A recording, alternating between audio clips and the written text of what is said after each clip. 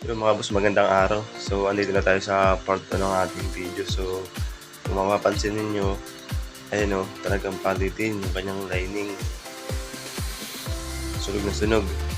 So, bali, nilinisan natin yung kanyang plate.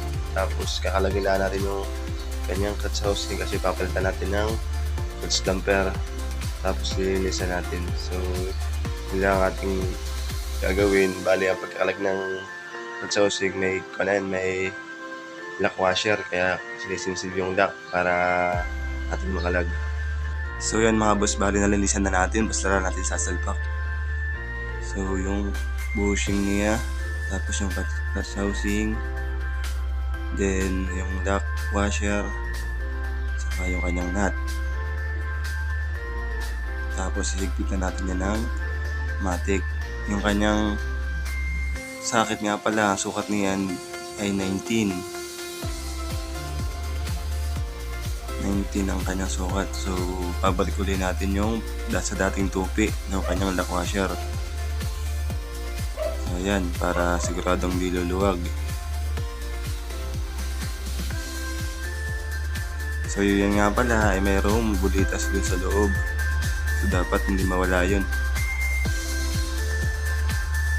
Nga pala, pag magkakabit tayo ng cross lining, dapat nakababad na. Sa unang andar, hindi magkatama.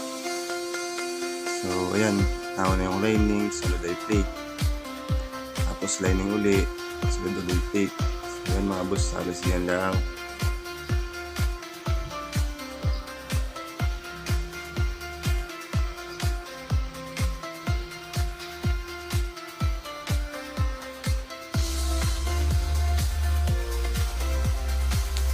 Ayan mga boss, balik na natin.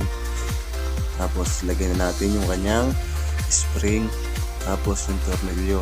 Bali, ang sukat nga pala nung pangkalag na tornilyo ay gis na T o kaya gis na yabe. Ang sukat ng kanyang pangkalag na tornilyo.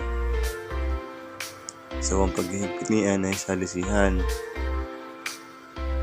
Tapos bago natin i-fix o higpitan, may lalagay tayo ng basahan sa gilid kasi pinakapangontra para hindi sumunod.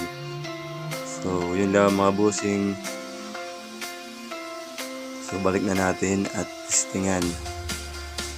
So sasalpak na natin. So ayan mga boss, okay na, good na siya at wala nang problema. So hanggang dito na lang.